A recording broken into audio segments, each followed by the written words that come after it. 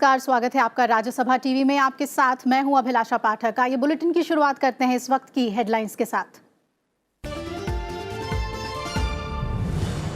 जम्मू कश्मीर पर नरेंद्र मोदी सरकार का ऐतिहासिक फैसला राष्ट्रपति के आदेश से रद्द हुआ। जम्मू कश्मीर को विशेष राज्य का दर्जा देने वाला अनुच्छेद 370 राज्यसभा से प्रस्ताव हुआ पारित। जम्मू कश्मीर में आर्थिक रूप से कमजोर लोगों को 10% आरक्षण का प्रावधान वाला बिल भी सदन से पारित।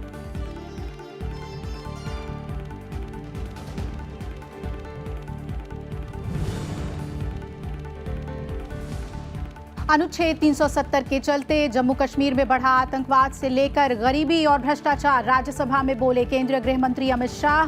कहा 370 हटने से कश्मीर में होगा रक्तपात का अंत, विकास की बहेगी बयार। लोकसभा में भी गृह मंत्री ने पेश किया जम्मू कश्मीर पुनर्गठन विधेयक।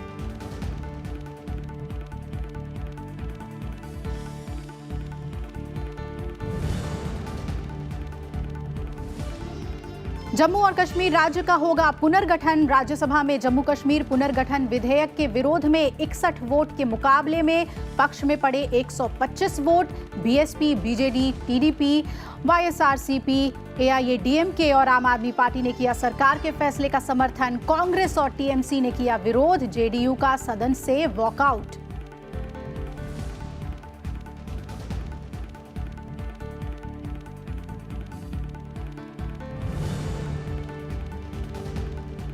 जम्मू कश्मीर में अनुच्छेद 370 खत्म होने से जम्मू कश्मीर और लद्दाख समेत देश भर में इलाकों में जश्न का माहौल। श्रीनगर और जम्मू समेत राज्य के कई हिस्सों में एहतियातन धारा 144 लागू। केंद्रीय गृह मंत्रालय ने सभी राज्यों को एडवाइजरी भेजकर सुरक्षा बढ़ाने का दिया निर्देश।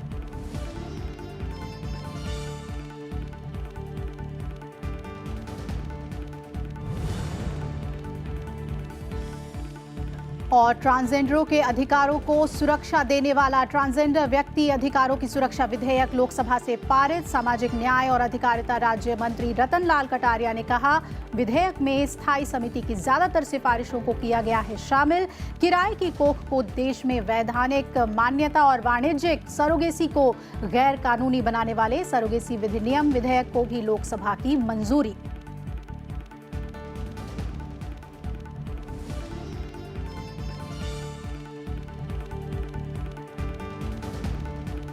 और खबरों की शुरुआत आज के ऐतिहासिक फैसले से जो लिया है सरकार ने। और आपको बता दें 370 को लेकर जो बड़ी पहल हुई है, जम्मू कश्मीर पुनर्गठन बिल राज्यसभा में पारित कर दिया गया है और बिल के पक्ष में 125 और विरोध में 61 वोट पड़े हैं। जम्मू कश्मीर आरक्षण दूसरा संशोधन बिल भी ध्वनिमत से पारित किया गया राज्यसभा में। और जम्मू कश्मीर पुनर्गठन बिल राज्यसभा में आज चर्चा के बाद पारित किया गया है। गृह मंत्री अमित शाह ने तमाम सवालों के जवाब दिए और उसके बाद पुनर्गठन बिल राज्यसभा में आज पास हो गया है। तो बिल के पक्ष में 125 वोट पड़े हैं और 61 वोट विपक्ष में पड़े। तो आज की बड़ी खबर अनुच्छेद 370 को लेकर और बिल के पक्ष में आज 125 और विरोध में 61 वोट पड़े हैं। तो राज्य का पुनर्गठन को लेकर ये बिल था जो इसमें प्रावधान है उसे पास किया गया है। जम्मू कश्मीर पुनर्गठन बिल राज्यसभा में आज पास कर दिया गया और वोटिंग के दौरान 125 वोट पक्ष में पड़े हैं बिल के और 61 वोट जो हैं वो विरोध में पड़े।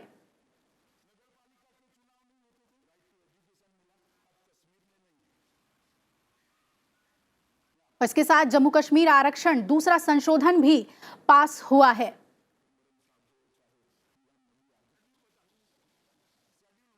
तो क्या खास बात रही राज्यसभा में, ये जानने के लिए आइए सीधा रुख करते हैं। मेरे सहयोगी पंचानन मिश्रा हमारे साथ जुड़ रहे हैं। पंचानन, पास हो गया है बिल, क्या कुछ खास बातें रही? देखिए अभिलाषा, सबसे पहली बात है कि सरकार ने बहुत ही बोल्ड जो कदम है वो उठाया। आज सुबह कैबिनेट की बैठक हुई और कैबिनेट की बैठक के पहले ही ऐसी सुगबुगाहट लग रही थी कि कश्मीर से जुड़ा कोई बड़ा फैसला हो सकता है, और हुआ भी यही। जब सीधे 11 बजे जब सदन की कार्यवाही राज्यसभा की शुरू हुई, सरकार ने यहाँ पर 2 संकल्प पेश कर दिया और इन संकल्पों में कहा गया कि जम्मू कश्मीर की से जुड़ी जो विशेष राज्य का दर्जा देती है धारा 370, साथ ही 35A उनको भी समाप्त किया जाएगा और इसके बाद राज्य का पुनर्गठन होगा और जम्मू कश्मीर और लद्दाख, जम्मू और कश्मीर एक अलग यूनियन टेरिटरी होगा, लद्दाख एक अलग यूनियन टेरिटरी होगा। इन सब से जुड़ा जो विधेयक है वो पेश किया गया। 2 संकल्प थे, एक विधेयक था इससे जुड़े हुआ, वो 11 बजे पेश किया गया। विधेयक के पेश होने के तुरंत बाद ही कई विपक्षी दलों का बहुत तीखा विरोध यहां पर देखने को मिला और साथ कांग्रेस ने और टीएमसी ने बहुत तीखा विरोध यह कहते हुए किया कि राज्य संविधान के साथ छेड़छाड़ की जा रही है। लेकिन उसके बाद इस विरोध के बीच ही चर्चा की शुरुआत हुई, लेकिन उसके बाद विपक्षी दलों ने भी इस चर्चा में हिस्सा लिया और अल्टीमेटली हुआ ये कि अब से कुछ ही देर पहले राज्यसभा में जब इस विधेयक पर वोटिंग हुई तो 125 वोट इस विधेयक के पक्ष में पड़े और सिर्फ 61 वोट इस विधेयक के अपोजिट में पड़े। यानी कि कुल मिला के एक बहुत ही बड़ा कदम यहां पर उठा लिया गया है। और जैसा कि हमने देखा है कि भारतीय जनता पार्टी के जो मैनिफेस्टो होता था, चुनावी मैनिफेस्टो, साल दर साल धारा 370 का मुद्दा उसमें लगातार उठता था और आज सरकार ने उसका बड़ा कदम उठाते हुए उसको राज्यसभा का हर्डल पास कर लिया है। अब इस विधेयक को रख दिया गया है लोकसभा में और कल इस विधेयक पर लोकसभा में चर्चा होगी और लोकसभा से पारित होने के बाद, जिसकी बहुत ज्यादा उम्मीद है क्योंकि सरकार के पास वहां संख्या भी है, इसको राष्ट्रपति की मंजूरी मिलने के बाद ही यह कानून का रूप ले लेगा और जम्मू कश्मीर राज्य अब एक सामान्य राज्य की तरह देश के और राज्यों की तरह हो जाएगा, जहां सरकार के सारे आदेश भी लागू होंगे, योजनाएं भी लागू होंगी। जी बिल्कुल। और सदन में जिस तरह की चर्चा रही, खास तौर पर विपक्ष की हम बात करें जिन्होंने कई तरह के इसमें कंटेंशंस रखे सामने, लेकिन अमित शाह की तरफ से जो बातें कही गई समर्थन में इस बिल के, क्या बातें सरकार की ओर से रखी गई? पंचानन। देखिए अमित शाह ने जो सबसे बड़ी बात कही कि धारा 370 यानी अनुच्छेद 370 को रखने का फायदा क्या है, क्या कोई सदस्य इसके बारे में एक तर्क भी दे सकता है, ये सबसे बड़ी बात ऐसी थी जिसमें कि अधिकतर सभी लोगों को लगभग निरुत्तर किया। उसमें सबसे बड़ा प्रावधान यह था कि एक हिस्टोरिकली जब 1949 में इस धारा को, इस अनुच्छेद को जोड़ा गया था और जम्मू कश्मीर को एसेशन के बाद एक विशेष राज्य का दर्जा दिया गया, तब से परंपरा चली आ रही है, लेकिन उसका नुकसान ही हुआ। उन्होंने एक आंकड़ा भी पेश किया कि लगभग 48,000 लोग आतंकवाद पे अब तक मारे जा चुके हैं और इस धारा ने, इस अनुच्छेद ने आतंकवाद को बढ़ाने का काम किया है। वहां पर सरकार की योजनाएं पहुंच नहीं पाती, विकास पहुंच नहीं पाता, शिक्षा का अधिकार जैसा कानून जो पूरे देश में लागू है वहां लागू नहीं हो पाता, सुप्रीम कोर्ट के आदेश भी वहां लागू नहीं हो पाते। उसका सिर्फ और सिर्फ एक कारण है कि अनुच्छेद 370 उन्हें विशेष राज्य का दर्जा देता है और पूरे भारत से अलग रखता है। उनका यह कहना था कि 370 के हटने के बाद एक सामान्य राज्य की तरह होगा और उन्होंने एक वायदा भी किया कि अगले 5 सालों में जम्मू कश्मीर को एक अग्रणी राज्य के रूप में भी सरकार लाकर खड़ा कर देगी। और एक जो बड़ा सवाल पूछा गया वो ये था कि यहाँ जम्मू कश्मीर को यूनियन टेरिटरी क्यों बनाया गया, आखिर उसको एक राज्य भी बने रहने दिया जा सकता था। उन्होंने इस बात पर यह कहा कि अगर हालात सुधरते हैं तो जल्द ही वो एक राज्य के रूप में भी परिवर्तित हो सकता है। यानी कि बहुत सारे ऐसे तर्क दिए गए जिसको विपक्ष को मानना पड़ा और आखिर में हमने देखा कि जब वोटिंग हुई तो सरकार के मत की ही जीत हुई और बड़े अंतर से सरकार को इस विधेयक को पारित कराने में सफलता हासिल हुई। बिल्कुल पंचानन, कई पार्टियों का समर्थन सरकार को मिल गया और आसानी से ये बिल पास हो गया। शुक्रिया आपका ये अपडेट हमें देने के लिए। केंद्रीय गृह मंत्री अमित शाह ने जम्मू कश्मीर से अनुच्छेद 370 के प्रावधान हटाने संबंधी प्रस्ताव का सदन में जवाब दिया और गृह मंत्री ने कहा कि जम्मू कश्मीर में जो पाकिस्तान के शरणार्थी गए उन्हें आज तक नागरिकता नहीं मिल पाई है। देश को 2 प्रधानमंत्री पाकिस्तान से आए शरणार्थियों ने दिए हैं। अमित शाह ने कहा कि 370 ने जम्मू कश्मीर और लद्दाख से लोकतंत्र वहां मजबूत नहीं हो पाया और भ्रष्टाचार बढ़ता ही चला गया। घाटी के गांव आज भी गरीबी में जीने को मजबूर हैं क्योंकि वहां बेहतर स्वास्थ्य सुविधाएं इसी 370 की वजह से नहीं मिल पाई। साथ ही ये महिला विरोधी, दलित विरोधी और आतंकवाद की जड़ के तौर पे 370 अनुच्छेद को देखा जा सकता है। 370 के कारण जम्मू कश्मीर में कभी भी लोकतंत्र परकोलेट नहीं हुआ। 370 और 35A के कारण भ्रष्टाचार बड़ा फला फूला, बड़ा पनपा और चरम सीमा पर पहुंचा। 370 और 35A के कारण ही गरीबी घर कर पूरे देश के अंदर विकास दिखाई पड़ता है। घाटी के गांवों को देखते हैं तब हृदय के अंदर संवेदना आती है, आंख में आंसू आते हैं कि आजादी के 70 साल के बाद ये क्यों गुर्बत में जी रहा है, क्यों गरीबी में जी रहा है। मान्यवर, वहां के आरोग्य को भी इतनी सुविधाएं नहीं मिली आरोग्य की भी, उसका कारण भी 370 है। विकास नहीं हुआ, जम्मू कश्मीर के विकास में बाधक भी 370 है। शिक्षा लेने के लिए जम्मू कश्मीर के बच्चों को देश भर के शिक्षा संस्थानों में जाना पड़ता है, इसका भी कारण 370 है। ये 370 मान्यवर महिला विरोधी भी है, दलित विरोधी भी है, आदिवासी विरोधी भी है और आतंकवाद की जड़ भी 370 है। मैं देख रहा हूं अभी सामने, मगर मैं सब चीजों का डिटेल जवाब देना चाहता हूं माननीय। सबसे पहले मैं लोकतंत्र की बात करूंगा। इस देश के अंदर संविधान का 73वां और 74वां संशोधन आया, मगर चूंकि 370 थी, वो जम्मू कश्मीर में अप्लाई नहीं हुआ। राज्यसभा में जम्मू कश्मीर पुनर्गठन विधेयक पारित होने से पहले केंद्रीय गृह मंत्री अमित शाह ने जम्मू कश्मीर से अनुच्छेद 370 को खत्म करने का संकल्प राज्यसभा में पेश किया। जम्मू कश्मीर में आर्थिक रूप से कमजोर लोगों को 10% आरक्षण का प्रावधान वाला बिल भी सदन से पारित हो गया है। राज्यसभा में गृह मंत्री अमित शाह ने जम्मू कश्मीर से अनुच्छेद 370 हटाने का संकल्प पेश करते हुए कहा कि वहां अनुच्छेद 370 के सभी खंड अब लागू नहीं होंगे। जम्मू कश्मीर से अनुच्छेद 370 हटने के साथ ही उसे मिला विशेष राज्य का दर्जा भी खत्म हो गया है। अब जम्मू कश्मीर का 2 भागों में बंटवारा कर दिया गया है, जिससे जम्मू कश्मीर और लद्दाख अब अलग अलग केंद्र शासित प्रदेश बना दिए गए हैं। मैं संकल्प प्रस्तुत करता हूं कि ये सदन अनुच्छेद 370(3) के अंतर्गत भारत के राष्ट्रपति द्वारा जारी की जाने वाली निम्नलिखित अधिसूचनाओं की सिफारिश करता है। संविधान के अनुच्छेद 370(3) के अंतर्गत भारत के संविधान के अनुच्छेद 370 के खंड 1 के साथ पठित अनुच्छेद 370 के खंड 3 द्वारा प्रदत्त शक्तियों का प्रयोग करते हुए राष्ट्रपति संसद की सिफारिश पर यह घोषणा करते हैं कि यह दिनांक जिस दिन भारत के राष्ट्रपति द्वारा इस घोषणा पर हस्ताक्षर किए जाएंगे और इसे सरकारी गैजेट में प्रकाशित किया जाएगा, उस दिन से अनुच्छेद 370 के सभी खंड लागू नहीं होंगे, सिवाय खंड 1 के नामक तदनुसार पढ़ा जाएगा। इसके साथ ही आर्टिकल 35A को भी हटा दिया गया है। राष्ट्रपति ने 35 से हटाने की मंजूरी भी दे दी है। गृह मंत्री अमित शाह ने जम्मू कश्मीर पुनर्गठन विधेयक भी सदन में पेश किया। गृह मंत्री ने कहा कि अनुच्छेद 370 से जम्मू कश्मीर को भारत में शामिल करने में कोई मदद नहीं मिली। उन्होंने कहा कि अनुच्छेद 370 से बहुत पहले ही जम्मू कश्मीर भारत का हिस्सा था। अनुच्छेद 370 लाने के पीछे विचार ये था कि इसे बाद में हटा लिया जाएगा, लेकिन किसी राजनीतिक दल ने ऐसा करने की इच्छा शक्ति नहीं दिखाई। जम्मू कश्मीर आरक्षण अधिनियम 2004 में संशोधन तथा जम्मू कश्मीर आरक्षण दूसरा संशोधन विधेयक 2019 नाम को में पुरस्कृत किया है। संघ सरकार ने भारत के संविधान के 103वें संशोधन अधिनियम 2019 के तहत आर्थिक रूप से कमजोर वर्गों के लिए शिक्षण संस्थाओं और सरकारी नौकरियों में 10% आरक्षण देने का प्रस्ताव लेकर मैं आया हूँ। यह आरक्षण अनुसूचित जातियां, अनुसूचित जनजातियां, अन्य पिछड़े वर्ग और सीमा के आरक्षण के अलावे ज्यादा 10% आरक्षण आर्थिक रूप से पिछड़े लोगों को दिया जाएगा। राष्ट्रपति का आदेश तुरंत प्रभाव से लागू हो गया है। जम्मू कश्मीर से संबंधित अनुच्छेद 35A राज्य के लोगों की पहचान और उनके विशेष अधिकारों से संबंधित था। अनुच्छेद 35A के खत्म होने से राज्य के स्थायी निवासियों की दोहरी नागरिकता भी अब खत्म हो गई है।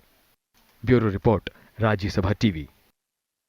और आइए इस पर विस्तार से चर्चा करते हैं। स्टूडियो में हमारे साथ मौजूद हैं देश रतन निगम जो कि वकील हैं सुप्रीम कोर्ट में। सर, बहुत बहुत स्वागत है आपका।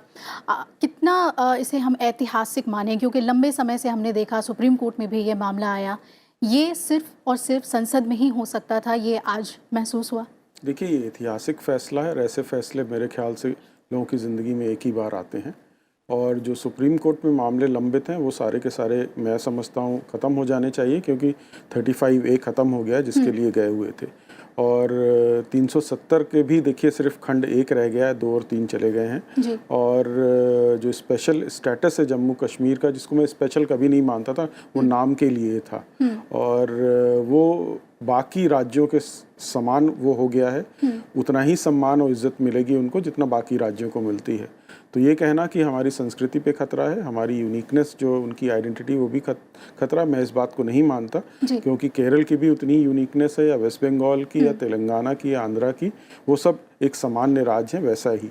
और दूसरा 370 देखिए जब आया था तो वो एक टेम्परेरी, अस्थाई और अंतरिम था, प्रोविजन था। और वो बदलाव, एक सरकार जो अस्थाई सरकार थी, अंतरिम सरकार थी, और जो परमानेंट सरकार बनने वाली थी, उसके बीच के लिए ये लाया गया था जी। और उसको पिछले 70 साल में परमानेंट बना के चलाया जा रहा था उसको। तो ये एक गलत धारणा फैला दी गई थी कि इसको नहीं हटाया जा सकता जी। और वो आज हट गया है और मेरे हिसाब से जम्मू कश्मीर के लिए भी अच्छा है, वहाँ के नागरिकों के लिए भी अच्छा है।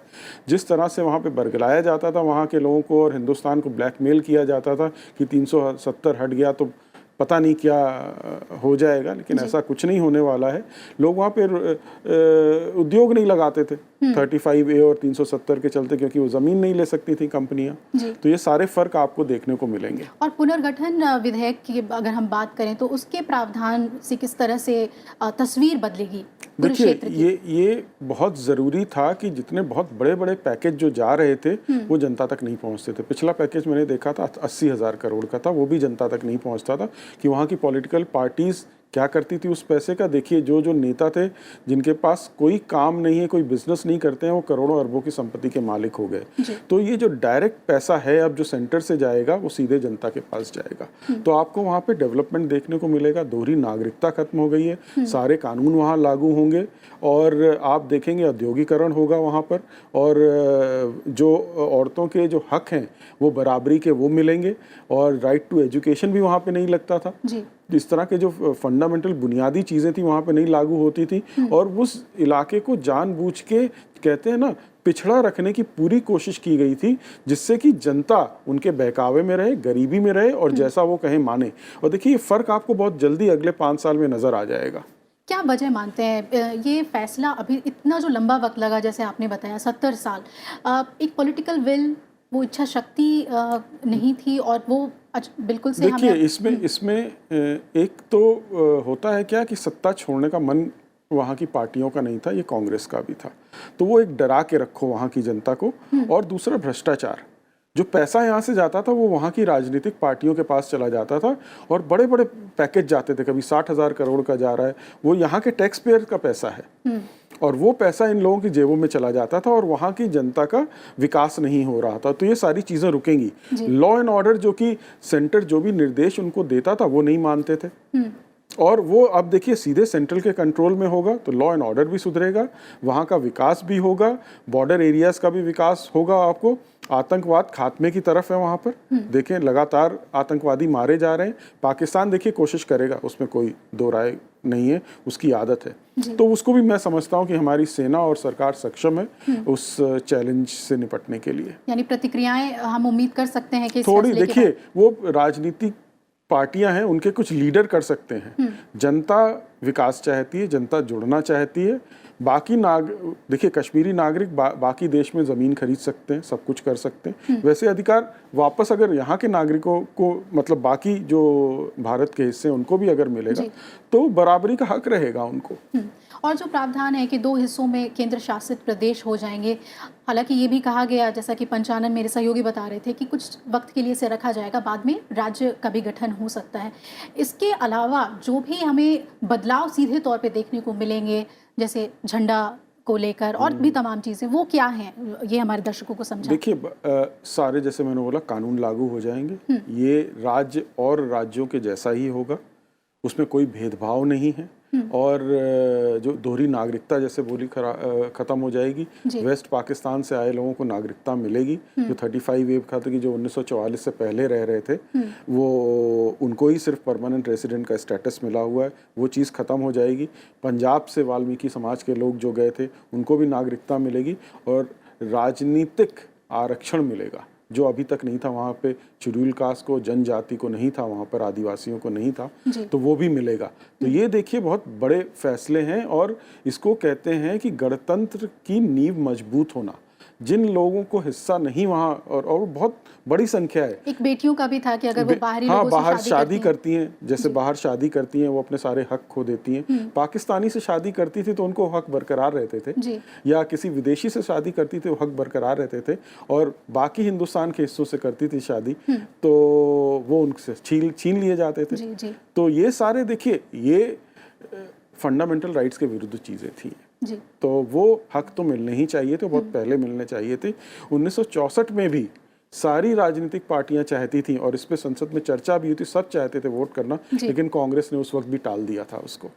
बहुत बहुत शुक्रिया आपका देश दीपक जी हमारे साथ जुड़ने के लिए, और विस्तार से आपने सरल ढंग से हमें बता दिया कि क्या ख़ास बातें रहीं 370 में और 35 से जो हटाया गया है, दोनों आपस में जुड़े हुए थे और जिसे लेकर सबसे ज़्यादा विवाद रहा, और आज जाकर वो ऐतिहासिक फैसला हुआ संसद में। ख़ास तौर पे किस तरह से डेवलपमेंट हो इस क्षेत्र का, जम्मू कश्मीर क्षेत्र बोलेंगे क्योंकि अब केंद्र शासित प्रदेश होने जा रहे हैं, उसे लेकर तो केंद्र सरकार ने आज जम्मू कश्मीर को लेकर बड़ा फैसला ले लिया और उसे राष्ट्रपति की मंजूरी भी मिल गई है। और इसके साथ ही केंद्रीय गृह मंत्री अमित शाह ने जम्मू कश्मीर पुनर्गठन विधेयक और जम्मू कश्मीर आरक्षण दूसरा संशोधन बिल भी पेश किया, जो राज्यसभा से पारित हो गया है। इस फैसले और बिल के कारण जम्मू कश्मीर में कई बड़े बदलाव होंगे। चलिए आपको समझाते हैं कि इन फैसलों और विधेयकों के मायने क्या हैं और इसका असर क्या पड़ेगा। तो पहले समझते हैं कि जम्मू कश्मीर में क्या क्या बदलेगा। आर्टिकल 370 हटाने का संकल्प सिर्फ खंड 1 लागू रहेगा। अब जम्मू कश्मीर के 2 भाग हुए, जम्मू कश्मीर विधानसभा के साथ केंद्र शासित प्रदेश बना और लद्दाख बिना विधानसभा के होगा केंद्र शासित प्रदेश। अनुच्छेद 370 हटने के मायने क्या हैं? तो आपको बता दें, जम्मू कश्मीर अब विशेष राज्य नहीं, संसद अब सीधे जम्मू कश्मीर के लिए कानून बना सकेगी। पहले जम्मू कश्मीर में दोहरी नागरिकता थी, अब नहीं होगी। जम्मू कश्मीर में धारा 356 लागू नहीं होती थी, अब धारा 356 भी लागू हो सकेगी। पहले राज्यपाल शासन का अधिकार होता था, अब राष्ट्रपति शासन का अधिकार भी होगा। इसके अलावा और क्या 370 के अनुच्छेद के हटने के मायने हैं? जम्मू कश्मीर में अल्पसंख्यकों को आरक्षण मिल सकेगा। जम्मू कश्मीर का अब अलग झंडा नहीं होगा, राष्ट्रीय ध्वज और राष्ट्रीय प्रतीक का अपमान वहां दंडनीय होगा। आरटीआई और सीएजी जैसे कानून जम्मू कश्मीर में भी लागू होंगे। बाहरी लोग जम्मू कश्मीर में जमीन संपत्ति खरीद पाएंगे। राष्ट्रीय ध्वज और राष्ट्रीय प्रतीकों का अपमान दंडनीय माना जाएगा। सुप्रीम कोर्ट के आदेश फिलहाल जम्मू कश्मीर में मान्य नहीं होते थे, लेकिन अब शीर्ष अदालत में आदेश मान्य होंगे। शीर्ष अदालत के जम्मू कश्मीर विधानसभा का कार्यकाल अब 5 साल का होगा।